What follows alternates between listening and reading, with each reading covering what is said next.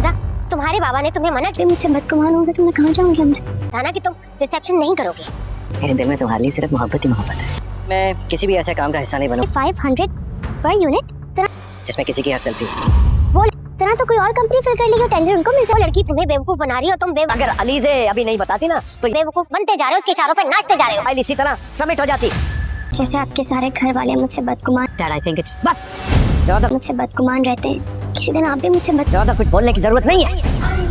अस्सलाम वालेकुम नाज़िम मोहरा ड्रामे की नेक्स्ट एपिसोड में देखेंगे कि लीज़े कुछ ना कुछ रोज़ाना हमज़ा को कह देती है। वो अपने पेरेंट्स के सामने जाके जब डिमांड रखता है तो उसके पेरेंट्स को सही गुस्सा आता है, कहता है कि ये लड़की कैसे हमज़ा को इशारों अपनी उंगलियों के इशारों पे नचा रही है और हमज़ा उसकी इशारों पे नाचता जा रहा है। फिर हमज़ा जाके अपने पापा को कहता है कि रिसेप्शन तो होना चाहिए ना, मेरा शादी तो चलो सादगी से हो गई, कम से कम वलीमा तो होना चाहिए।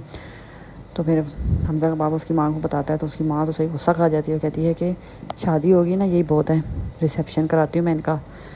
लोगों को हम क्या जवाब देते फिरेंगे, कौन है लड़की, क्या ख़ानदान है इसका, बातें सुने।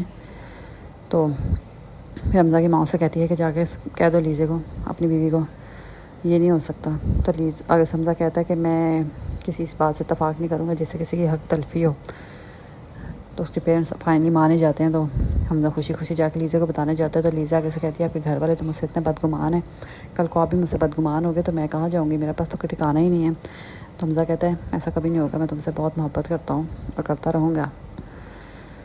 फिर लीज़े उधर सिकंदर लैपटॉप पे कोई काम कर रहा होता है। तो लीज़े देखती है कि सिकंदर कोई ऑफिस का काम कर रहा है। तो सिकंदर को कॉल आती है, उठ के चला जाता है।